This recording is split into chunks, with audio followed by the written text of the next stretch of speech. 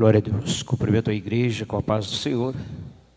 Todos aqueles que também nos acompanham pelas redes sociais, que Deus abençoe a tua vida, a paz do Senhor também.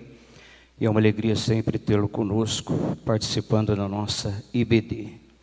Como disse sempre o pastor Gerson, curte, comente, compartilhe com seus grupos do WhatsApp, família, amigos, a nossa escola bíblica dominical e todos os programas que nós temos dentro da nossa igreja evangélica Assembleia de Deus.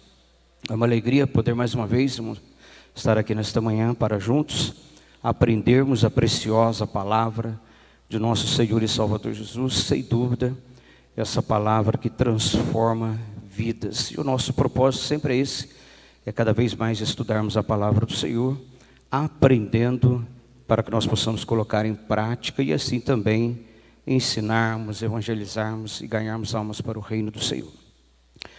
A nossa lição de hoje vem falar sobre a conversão de Saulo de Tarso.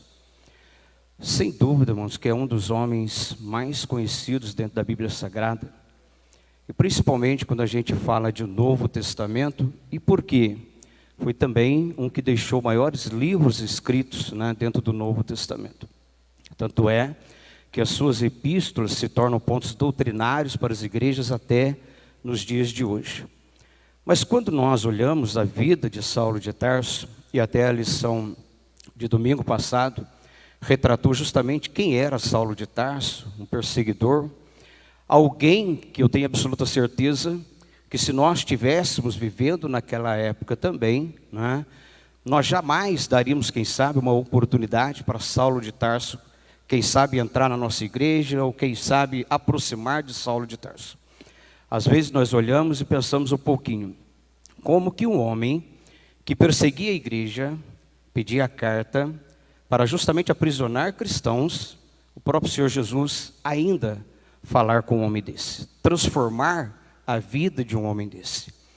Quando eu olho para as Sagradas Escrituras, e principalmente olhando para a vida de Saulo de Tarso, e sem dúvida que Deus sempre olha para o nosso interior, e as nossas intenções é que chamam a atenção de Deus, e a gente vai ver isso com Saulo de Tarso.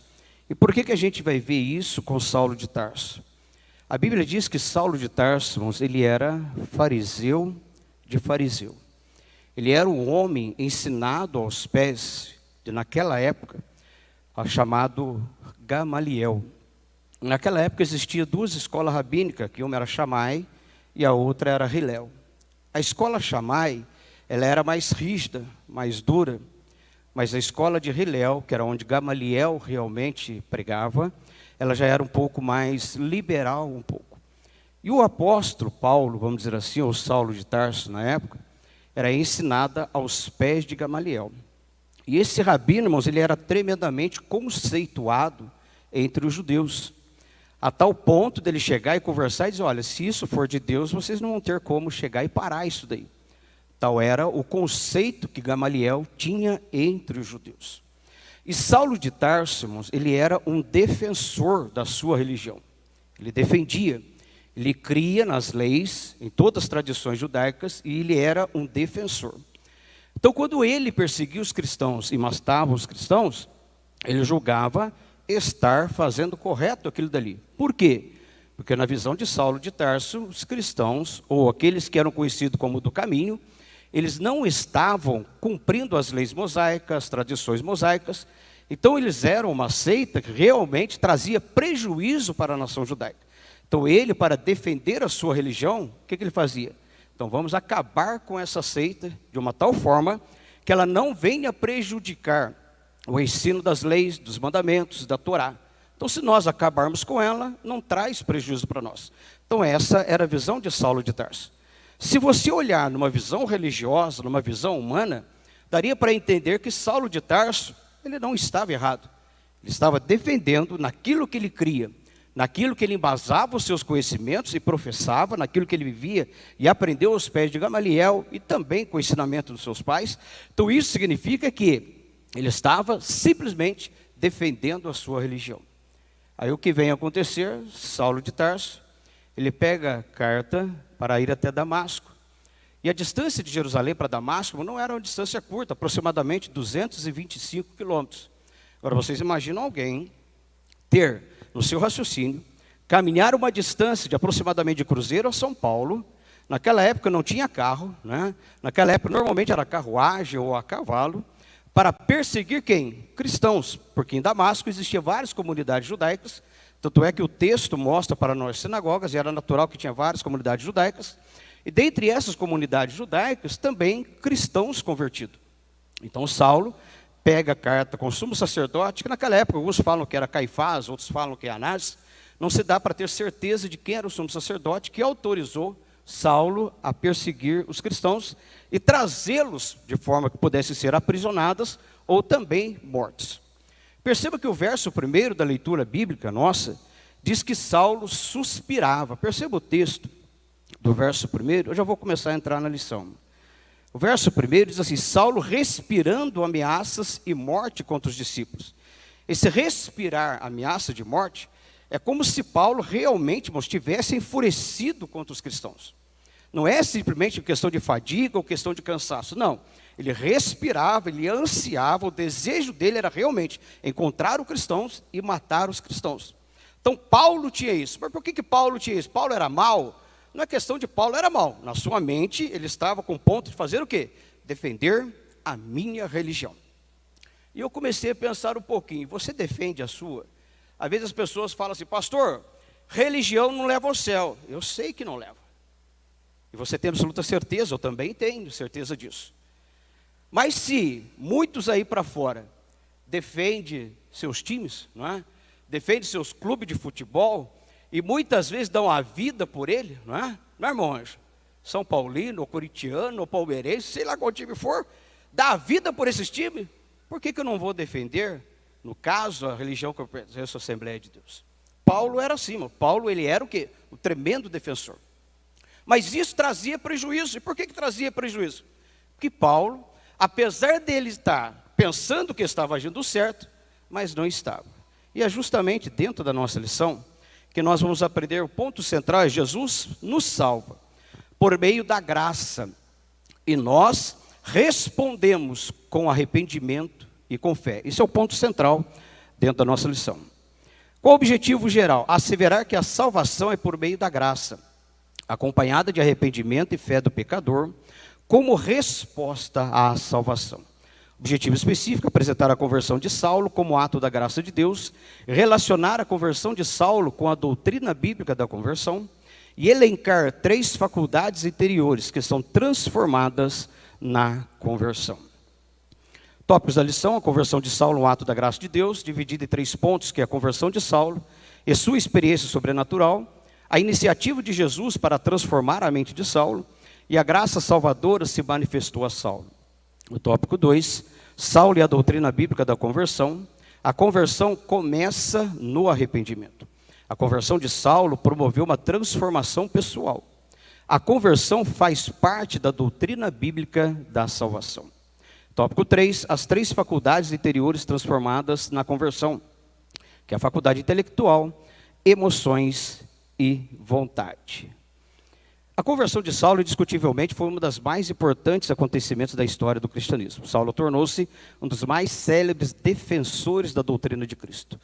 Perceba que aqui, irmãos, como Saulo de Tarso, ele defendia a Torá, defendia a lei, defendia as tradições judaicas. Eu imagino, quando Deus olha para Saulo de Tarso e vê ele como defensor, aí eu lembro do Salmo 101, verso 6. O que diz Salmo 101, verso 6? Os meus olhos procurarão os fiéis da terra. Aquele que anda num caminho reto, esse me servirá. É tão interessante, irmãos, que existem outros lugares, quem sabe até no meio católico e entre outros meios de seitas que temos por aí, pessoas que também agem até, quem sabe, como Saulo de Tarso, que defendem a sua religião, mas precisam muitas das vezes ter um encontro verdadeiro com Cristo. Pelo fato dessas pessoas simplesmente defenderem a sua religião, e estão naquele lugar, e justamente contrapõem com o quê? Com a graça de Cristo Jesus.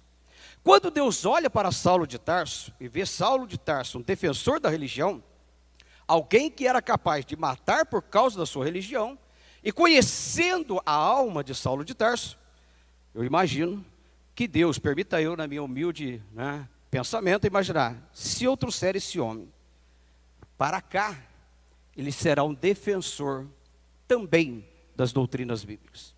E de fato isso aconteceu.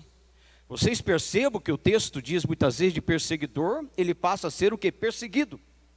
Não mais matava cristãos, mas agora ele estava pronto a morrer por Cristo Jesus. É por isso que Saulo de Tarso se torna um dos mais sérios defensores da doutrina de Cristo.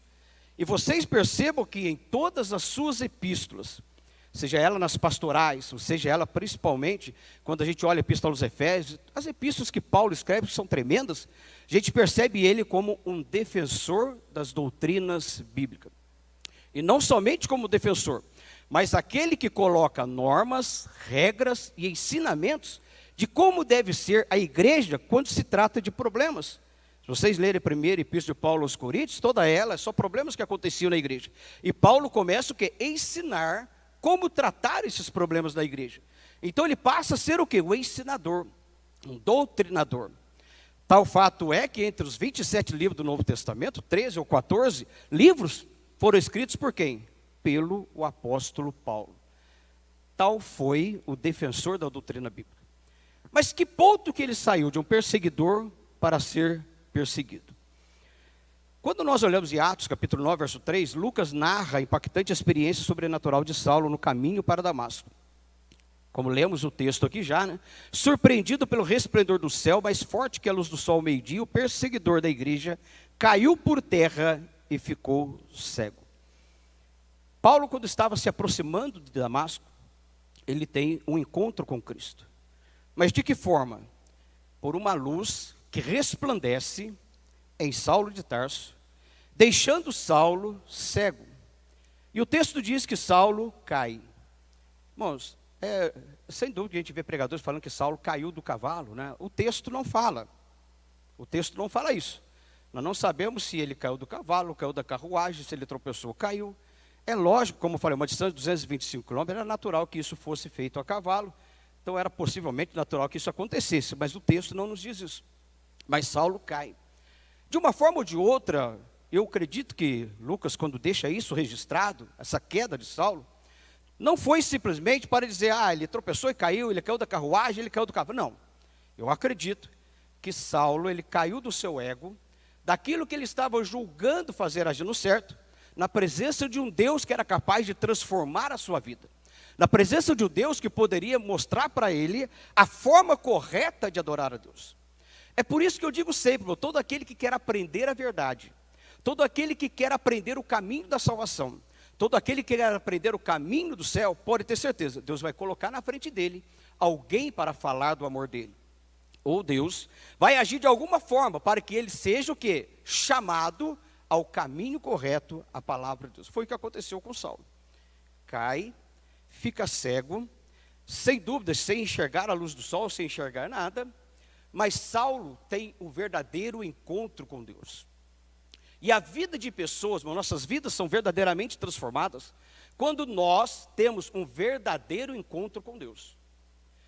Pastor, todos nós que aqui estamos temos um verdadeiro encontro com Deus, eu espero que isso tenha acontecido. E verdadeiro encontro com Deus, irmãos, não é tempo de cristão, não é tempo de religião, não é tempo de escola dominical, não é tempo de obreiro que faz você ter um verdadeiro encontro com Deus. Não, o verdadeiro encontro com Deus, você vai saber que dia que você teve. E se não teve, que verdadeiramente seja o mais rápido que você tenha um encontro com Deus. Como nós olhamos quando Jacó lá no Val de Jaboque, ele tem um encontro com aquele ser, não é? Que era justamente uma teofania.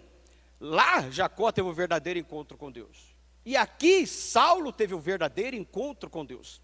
A ponto de trazer para ele alguns prejuízos físicos, é verdade, que foram restaurados depois, mas esse prejuízo físico lhe trouxe um benefício espiritual muito grande. Então houve uma necessidade dele ter esse encontro com Jesus. E o interessante que a gente percebe aqui, isso não partiu de Saulo. Não partiu de Saulo. Não é como nós, por exemplo, que estamos no culto, e ouvimos a palavra do Senhor, e levantamos a nossa mão e aceitamos a Cristo como Salvador. Esse ato partiu de nós, levantarmos a mão e aceitarmos a Jesus. Mas no caso de Saulo de Tarso, não partiu de Saulo. Partiu de quem? Do próprio Senhor Jesus.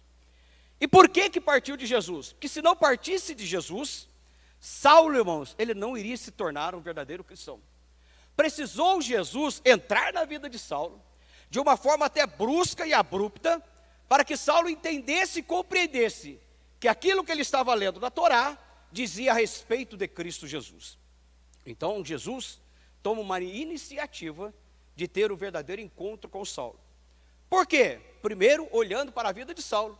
E segundo, qual é o motivo? O próprio Jesus fala para ele: por que você me persegue? Primeira coisa que ele fala: por que você me persegue? Eu acredito que quando Saulo de Tarso ouviu aquela voz, ele disse: quem é, Senhor? E diz o que o texto: duro é para ti recalcitrar contra os aguilhões. Se nós fôssemos trocar no português bem claro, é como se dissesse: duro é para ti dar murro em ponta de faca. Que aguilhão era uma ponta de ferro que se colocava dentro do balanço ou do cabo para picar bois no arado. Então é como se dissesse: você está dando murro em ponta de faca. Quando você está pensando que está perseguindo uma seita, perseguindo uma religião, você está me perseguindo, Saulo de Tarso. E você me conhece, você sabe quem eu sou? Então isso demonstra, irmãos, que ser religioso não vai fazer você conhecer Cristo. Porque Saulo de Tarso ele precisava ter um encontro verdadeiro com Cristo Jesus. Partiu de Jesus por quê? Porque Jesus conhecia Saulo. E segundo, porque ele estava perseguindo quem? A igreja do Senhor e Salvador Jesus. Então é por isso que Jesus entra no cenário para mudar a história de Saulo. Por quê? Ele estava perseguindo também a igreja. E ele precisava conhecer quem era o dono da igreja e fazer parte da igreja. E isso teve o quê? Que Jesus entrar no meio. Então quando Jesus entra no meio, é para justamente mostrar o quê? Saulo, eu vou te mostrar. Primeiro, quem eu sou. E segundo, como você deve ser. Eu acho lindo aqui, irmãos, esse ponto que Jesus entra na história de Saulo. Porque, sem dúvida, eu acredito que Saulo de Tarso tinha o maior desejo de conhecer quem é o Messias que fala a Torá. Quem é o Messias que fala a lei. Quem é o Messias que tanto falam os profetas. Quem é esse Messias? E aprove, naquele dia, Saulo de Tarso conhecer quem era o Messias. Irmãos, melhor do que conhecer a Bíblia é conhecer o autor da Bíblia. Melhor que conhecer a palavra toda é conhecer o autor da palavra. Não adianta eu conhecer a Bíblia de Gênesis e Apocalipse se eu não conhecer o autor da Bíblia Sagrada. É preferível até você conhecer só o Salmo 23, mas você conhecer o autor do Salmo 23 e dizer: eu conheço ele, porque eu tive um encontro com ele. E Saulo de Tarso teve esse encontro, ficou cego, caiu, teve os seus prejuízos, mas teve o encontro.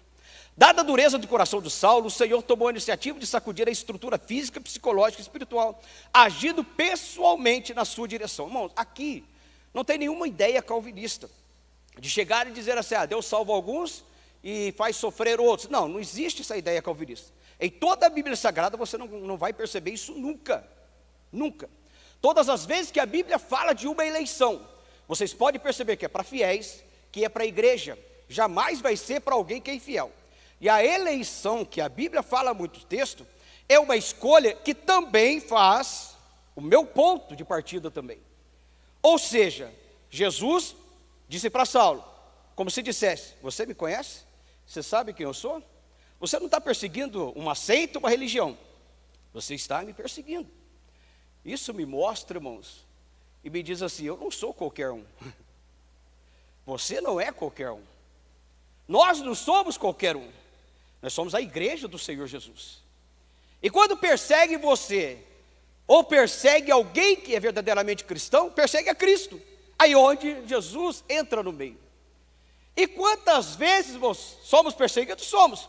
E Jesus entra no meio e às vezes a gente nem fica sabendo. E a gente só diz: meu Deus, aquela pessoa não me importuna mais, aquela pessoa não me atrapalha mais. É porque Jesus entra no meio.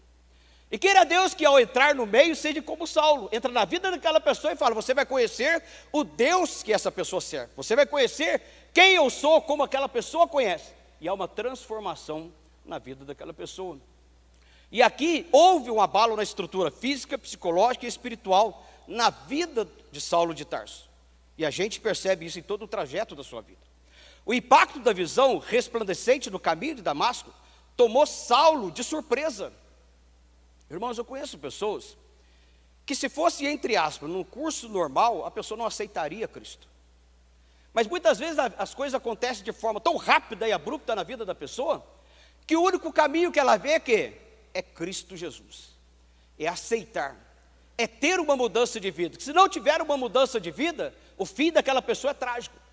Então Deus vai e entra na vida daquela pessoa. Vamos um pouquinho mais rápido, que o tempo está indo. O ponto de partida da experiência de salvação de todos os homens é a graça de Deus.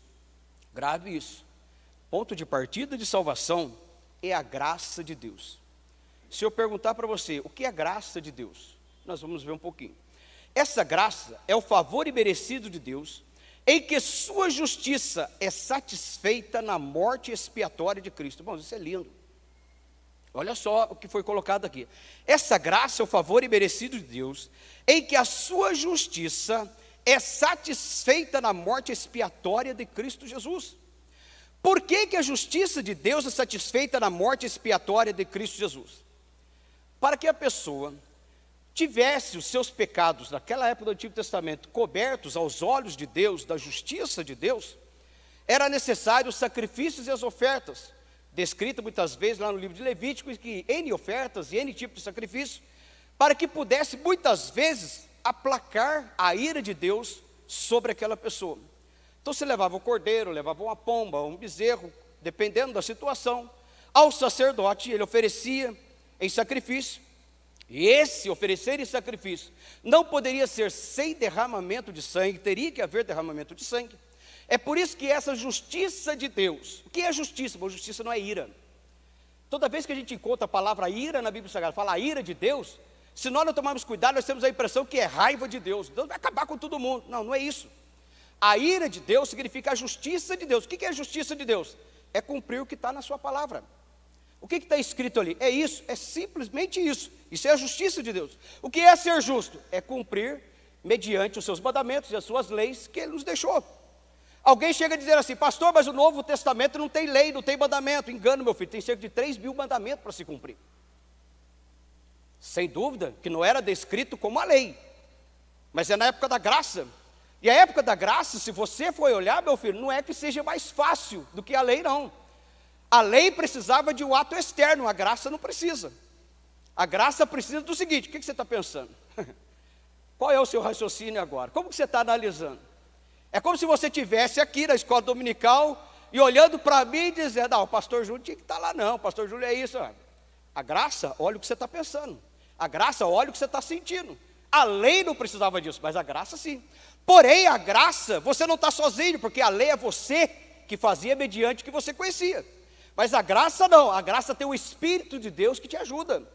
Porque se você por algum momento pensa, olha, vê, fala, age ou passeia por algum lugar errado, o Espírito de Deus fala o quê? Não vá, não ouça, não veja, não põe a mão, não ande, você não está sozinho. A graça te olha o interior, mas o Espírito de Deus que está dentro de você também diz para você, faz ou não faça. Então por isso que a graça é linda.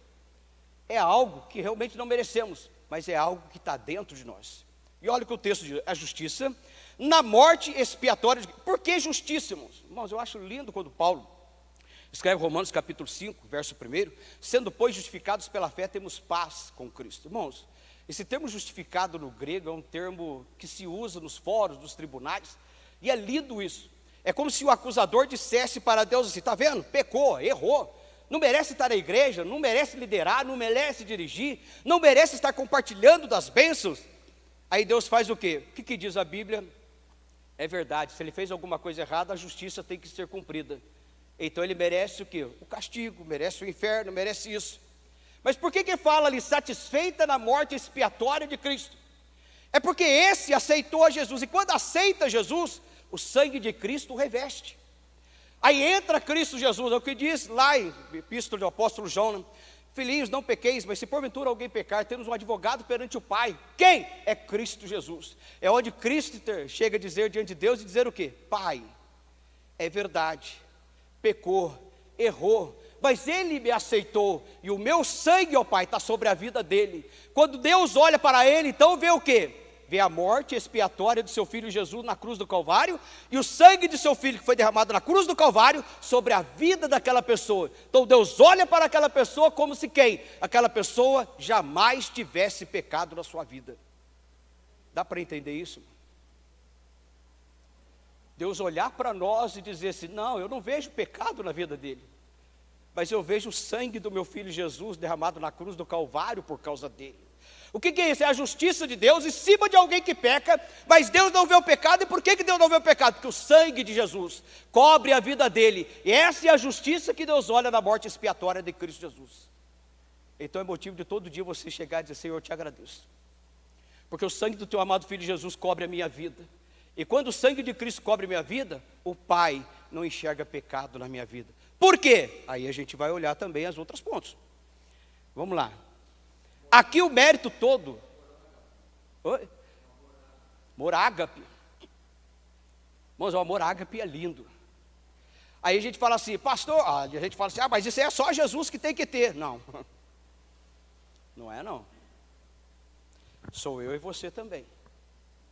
Nós vamos chegar um pouquinho mais perto da conversão ali, aí nós vamos perceber se somos ou se não somos.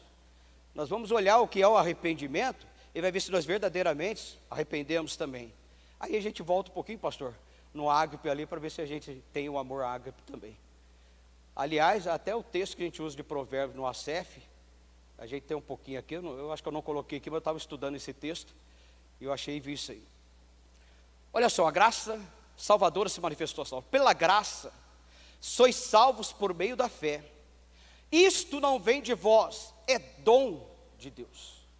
Então a graça, irmãos, não é pelos seus atos, é dom de Deus, é uma dádiva de Deus, é um presente de Deus, é algo que só Deus outorga.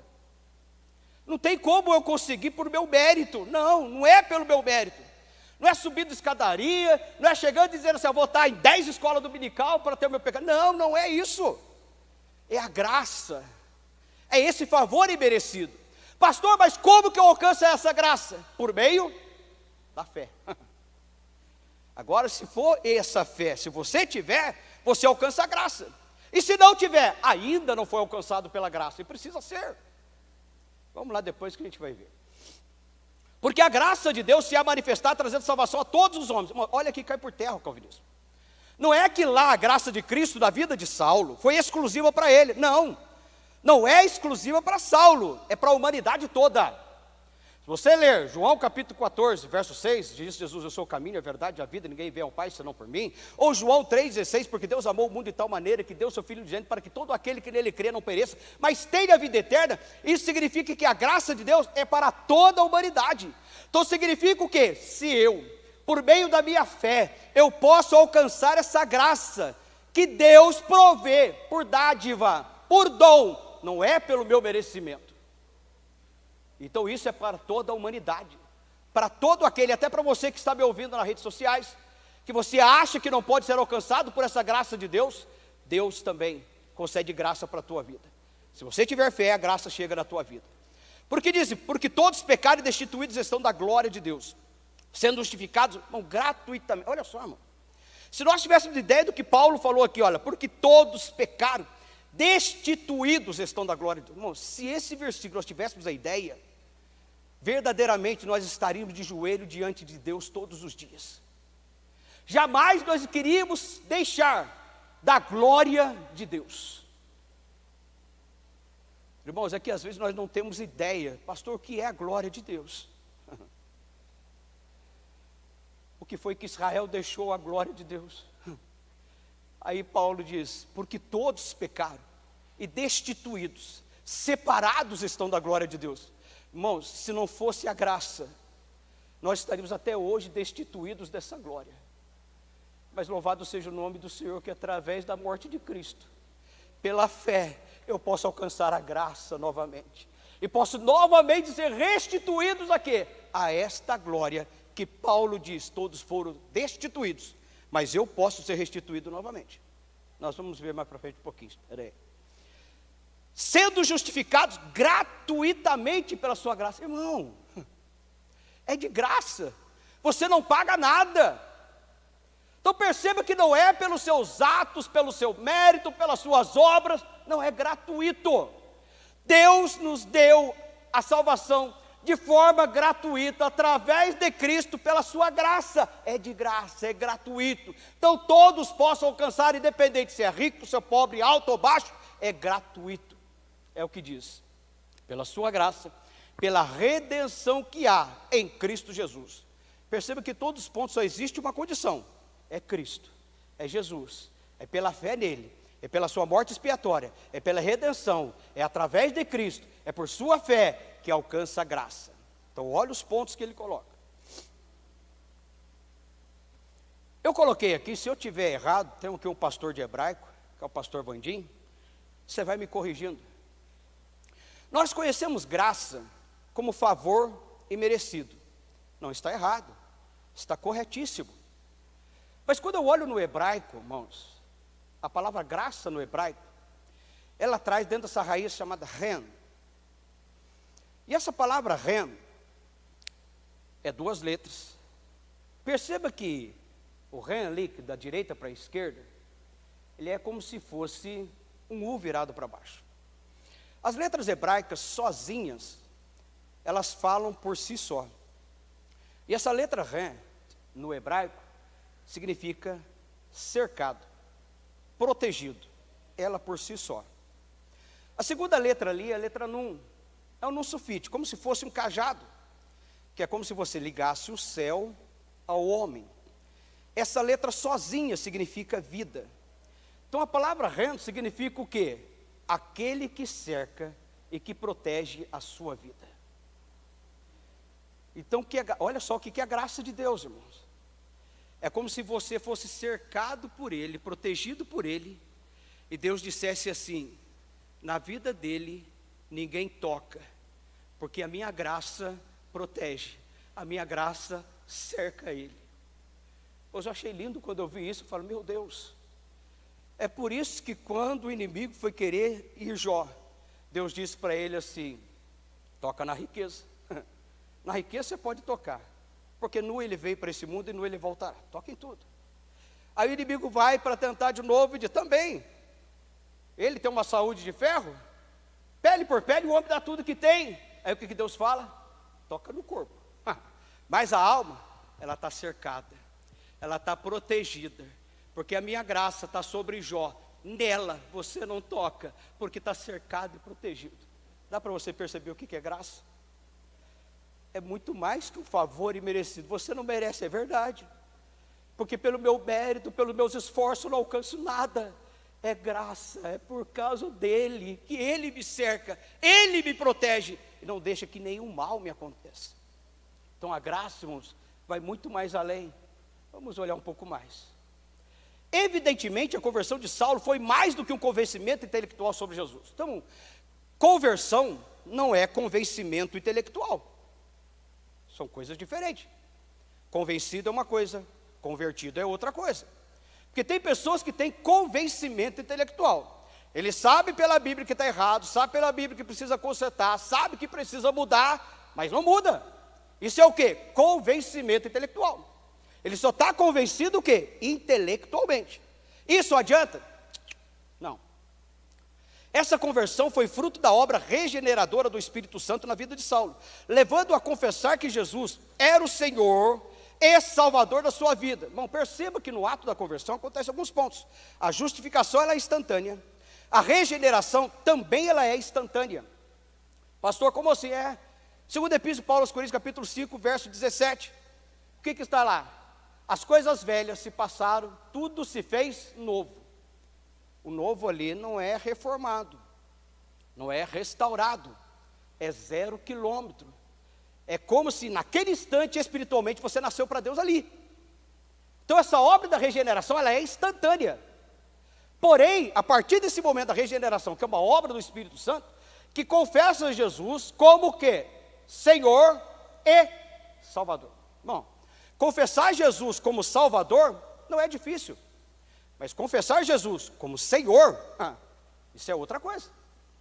Como Salvador, Ele salvou a minha vida. E como Senhor? É Ele que manda. Como Senhor, é Ele que dita as regras. Vai, não vai, fica para a direita, para a esquerda. Aí Ele é o Senhor da sua vida. Mas quando você diz, não, sou eu que mando na sua vida, então Jesus não é o Senhor. Se é você que manda, Ele não é o Senhor. Agora, quando o Senhor manda, você diz o quê? Se Ele quiser, se Ele permitir, se Ele desejar. Por quê? Porque Ele é o Senhor. Se é o Senhor, é como se eu preciso pedir o quê? Autorização. Porque o servo não faz o que dá na sua mente, ele faz o que o seu Senhor manda.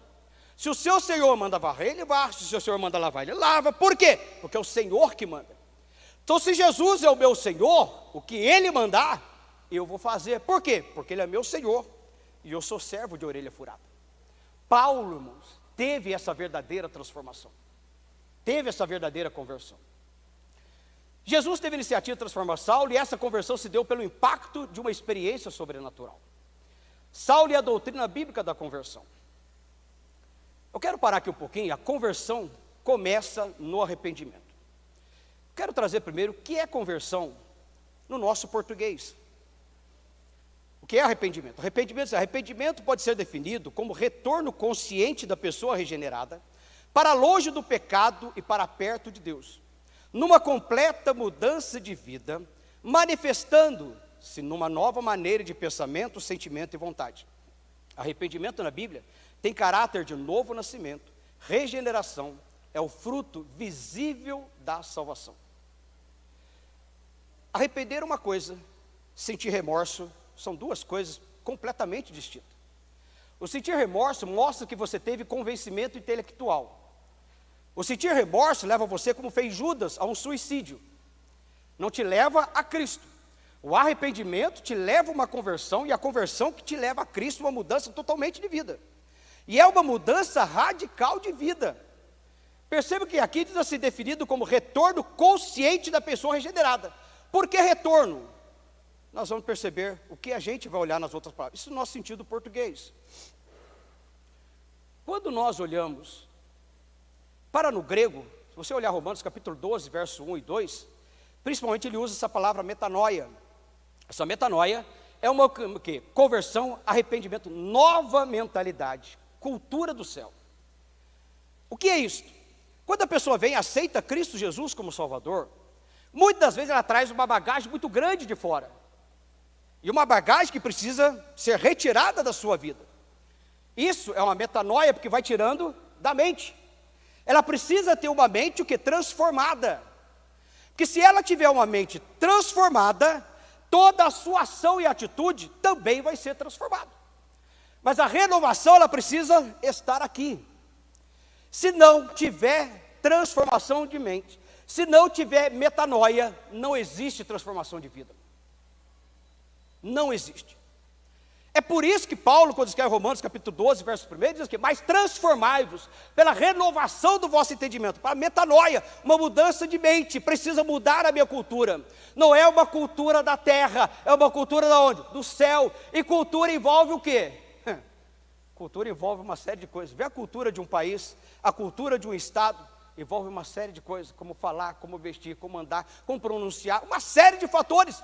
A cultura nossa já não é mais da terra. Qual é a cultura? Do céu. Por quê? A minha mente foi transformada. A minha mente foi mudada. Não é uma mente terrena, mas é uma mente celestial agora. Não é uma cultura da terra, mas é uma cultura do céu.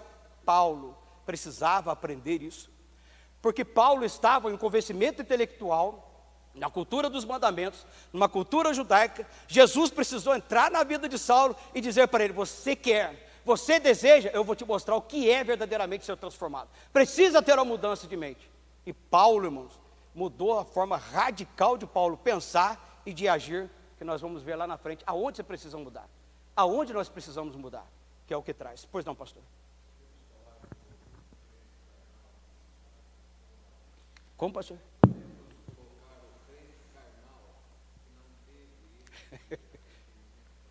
Bom, Paulo é tão interessante que ele coloca a diferença entre o homem natural, o homem carnal e o homem espiritual. O homem natural é aquele que não conhece, mas ele sabe que precisa adorar no ser superior, mas ele ainda não conhece a palavra.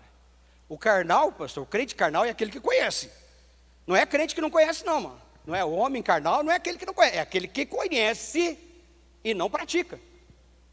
É aquele que conhece e não muda. E nós vamos perceber como que o escritor até colocou, aonde nós precisamos mudar, pastor. E como que a gente percebe quando um crente é carnal? Pensa que não percebe? Percebe, irmão, percebe. Por quê? Porque a conversão precisa mudar algumas situações. E se não mudou, então não é convertido. Porque precisa mudar. E uma das conversões vai mostrar justamente isso, pastor. E é verdade. Nós precisamos ser espiritual. Por quê, irmãos? A Bíblia diz, nós somos peregrino, forasteiro. Por que ele é diferente? Ele não é dessa terra, é peregrino, é forasteiro. Mas da onde que ele é? Ele é o cidadão do céu. Por que o comportamento é diferente? Porque é um cidadão do céu, não é um cidadão da terra. É diferente por causa disso. Bom, é isso que nós precisamos aprender. É quando as pessoas olharem para nós, meu Deus, ali vai o pastor Júlio, é verdade, vai porque ele conhece físico. Mas quando olhar ali vai quem? Vai um servo de Deus, alguém que tem a vida transformada. Por quê? Na sua vida, no seu andar, no seu proceder, a gente percebe, ele não é da terra, ele é do céu, só é forasteiro. Porque é diferente algo que acontece na vida dele. E vamos lá que o tempo é rapidinho, eu quero chegar num ponto lá para a gente... No hebraico, irmãos, olha o termo do hebraico. Em hebraico, o termo utilizado é techuvá, que procede de uma raiz verbal que significa voltar, retornar. No Antigo Testamento é chamado constante dos profetas para afastar-se do mau caminho e viver de acordo com as alianças. Em nenhum caso indica a obtenção do perdão mediante o esforço humano, percebe, em nenhum caso. Mas receber o perdão misericordioso de Deus para seguir uma vida nova de obediência a seus. Se eu perguntar aqui, quantos tiraram carta de motorista? Levanta a mão, deixa eu ver. Se eu perguntar para vocês, faça uma conversão, o que você faria?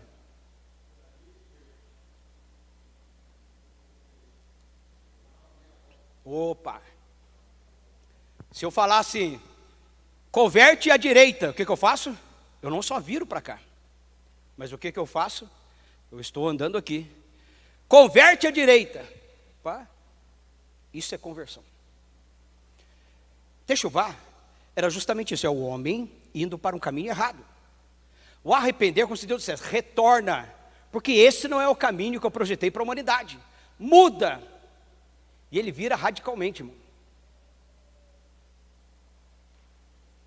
Tem muitos que fazem justamente isso. Vai aqui e vira para a direita. Me converti, pastor. Não, isso não é conversão. Você teve uma pequena mudança assim, de trajeto, mas não foi conversão. Isso significa pessoas, irmãos, que têm, entre aspas, uma convicção. A convicção faz uma mudança, mas não faz uma conversão. Você muda realmente em alguns pontos. É como se você dissesse, eu quero mudar nisso, eu quero mudar naquilo. Mas naquilo? Não, naquilo não. Então é a convicção. Alguns pontos, mas não na totalidade. E o que Deus quer, e o que a Bíblia nos mostra, não é mudança em alguns pontos. Não é convicção, é verdadeira conversão. Verdadeiro arrependimento, verdadeira mudança de vida. Isso é o que é techuvá. Vamos lá.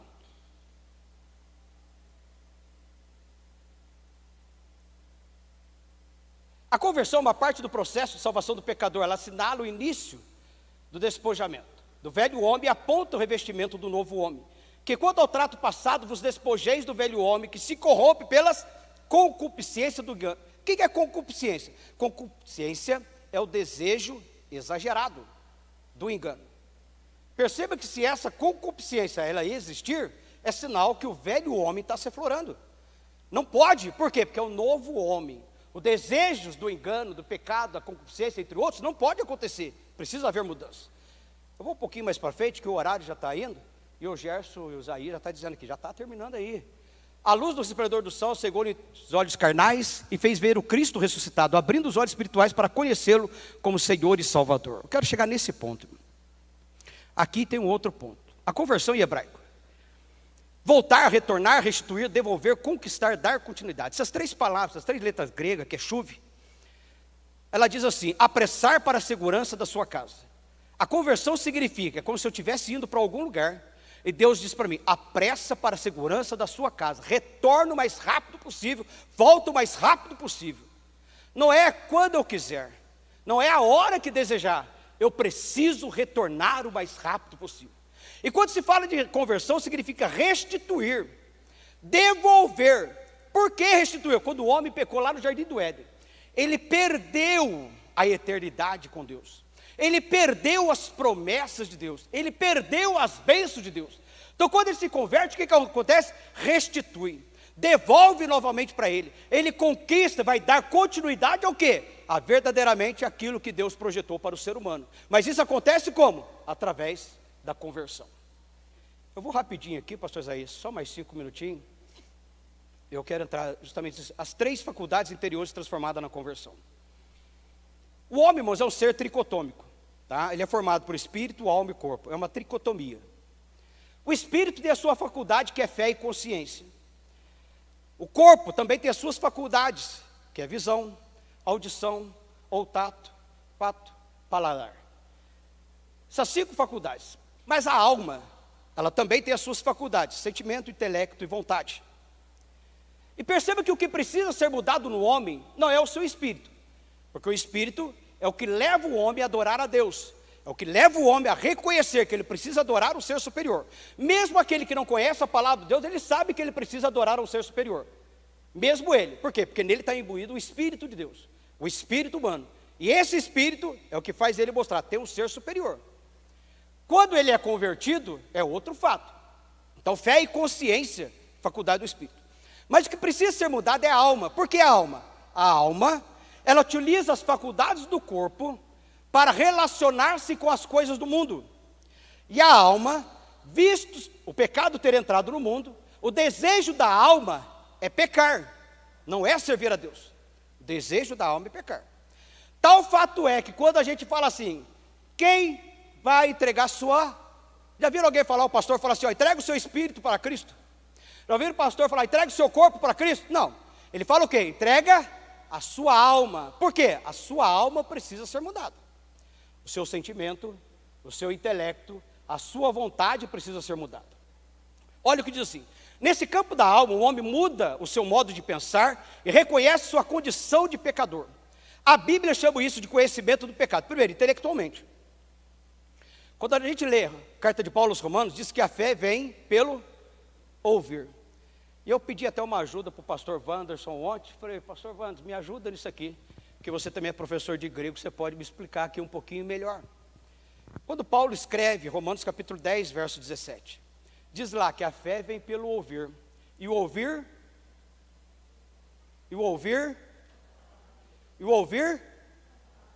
a palavra, não, a Bíblia diz pela palavra. E esse pela palavra, segundo o pastor Vandes, me ajuda aqui, pastor Vandes, me dá uma aula aqui de 2 minutinhos para nós aqui. Por que pela? Ele estava dizendo o que significa a palavra no grego pela. Irmãos, é tão lindo, que se fosse assim ouvir a palavra, todo mundo se convertia, todo mundo ouviu. E aí fala, por que a pessoa vem da igreja, ouve a palavra e não se converte? É diferente. Ouvir pela palavra é justamente diferente, porque do grego é dia, né? Dia. Eu estou aprendendo, meu irmão, mais um pouquinho eu fico igual a ele. Dia. E a palavra no grego está ali é rema. E perceba que a obra, irmão, só é feita quando verdadeiramente eu permito que a palavra adentre. Olha só, a palavra adentre. Quando a palavra adentra, há uma ação de quem? Do Espírito Santo. Porque essa palavra é quem? É Cristo. E essa ação do Espírito Santo, ela age causando o quê? Uma transformação. Quando a palavra causa essa transformação, no meu intelecto diz o quê? Você é pecador. Você precisa mudar de vida. Então a palavra começa a agir. E eu começo a pensar e dizer o quê? Preciso aceitar Jesus Cristo como Salvador. Porque houve uma mudança, eu permiti que a palavra entrasse. Irmãos, a pessoa nunca vai ser mudada se ela não permitir que a palavra adentre. Se essa palavra rema, proferida, profetizada, dita, pela palavra viva, não entrar na tua vida, o Espírito Santo não age. Porque ele age de que forma? É quando a palavra, ela entra na tua alma. Aí ele vai agir. Então o primeiro que precisa é o meu intelecto. Eu preciso pensar nisso. Porque quando muda o meu intelecto, há uma mudança do quê? No seu modo de pensar, refletir, analisar e raciocinar. O modo que eu penso é diferente. Por quê? Meu intelecto mudou. O modo como eu analiso as coisas é diferente. Por quê? Porque mudou, houve uma conversão. O modo como eu analiso, como eu raciocino, como eu reflito, há uma mudança. Por que que houve uma mudança? Eu me converti. É por isso que a pessoa chega, mas você pensava dessa forma, é verdade. Eu pensava, agora eu penso diferente. Eu penso como Cristo pensa. Eu não penso mais como me pensa, como o mundo pensa. Eu penso como Cristo pensa. Nosso modo de pensar precisa haver mudança. Se não houve, então precisa se converter. Não sou eu que estou falando, irmãos, é a Bíblia. Diz assim, olha, nesse campo da alma, emoções, o pecador experimenta uma mudança de sentimento na vida interior, onde se manifesta a tristeza pelo pecado contra o Deus santo e justo. Mas quais sentimentos que mudam, pastor? São diferentes. A alegria, a paz, irmão, é diferente. Perceba que quando dá oportunidade para alguém convertido aqui, a primeira coisa que ele diz é assim, eu estou alegre com Cristo. Irmãos, ele pode estar passando o maior problema que for na sua vida, na sua família, até o problema financeiro, mas ele diz que estou alegre com Cristo. Por quê? A alegria dele não é terrena, não está baseado no dinheiro, não está baseado nas diversões, está baseado em quê? É uma alegria do céu. Eu não compreendo, mas essa alegria me invade. Não tenho nada, mas essa alegria age em mim. Por quê? É a alegria que vem do alto. Aí fala paz. Mas não é possível, aquela pessoa não se dá, aquela outra não se dá, aquela outra não se dá. Não há problema, mas eu tenho paz com ela. Por quê? Houve uma mudança de vida. Não interessa se ela quer ter paz comigo, mas eu quero ter paz com ela. Mas eu lembro uma vez com um pastor que estava junto comigo numa das congregações, quando ele me deu um abraço, ele era um pastor muito conhecido. Ele diz assim, pastor Júlio, o senhor sabia que quando alguém abraça o senhor, por trás ele fala mal? Se eu não fosse convertido, o que eu ia falar? Quem que é essa pessoa? Eu falei para ele assim, louva a Deus, toda honra e glória para ele. Eu não quero nem saber o nome dessa pessoa. Eu quero continuar abraçando essa pessoa, indo para o céu com essa pessoa. Não me fale quem é essa pessoa. Porque se ele me falasse, o que ia acontecer? Na hora que eu olhasse para aquela pessoa, eu diria, então é você que... Não. Paulo diz assim, enquanto dependerdes de vós, tende paz com todos. Por que Paulo fala isso? Porque é convertido. Não importa se ele não gosta, mas eu o amo em Cristo. É aí que entra o amor ágape. Não é o amor filos, que é aquele amor que chega a dizer o quê? Eu vou amar o irmão porque ele me ama. Não vou amar aquele lá não, porque aquele não me ama. Então não é convertido, porque o amor é diferente. Não importa se ele não me ama, mas eu amo em Cristo, vou te abraçar em Cristo, vou te ajudar e quero ir para o céu também. Isto é conversão. Pastor, não sinto isso. Então me desculpa. Eu vou dizer pela palavra, você precisa se converter a Cristo Jesus, porque precisa ser diferente. No céu não existe cômodo. Perceba que Jesus falou em 14, na casa de meu pai, olha, na casa, singular, significa a casa é uma, há muitas moradas, mas a casa é uma.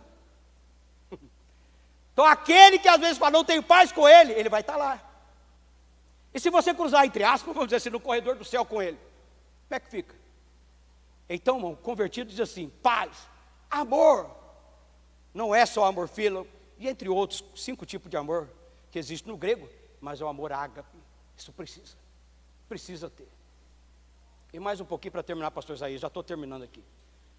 Se o homem está convencido em seu intelecto e sentimento a respeito do seu pecado, resta-lhe agora exercer a sua vontade.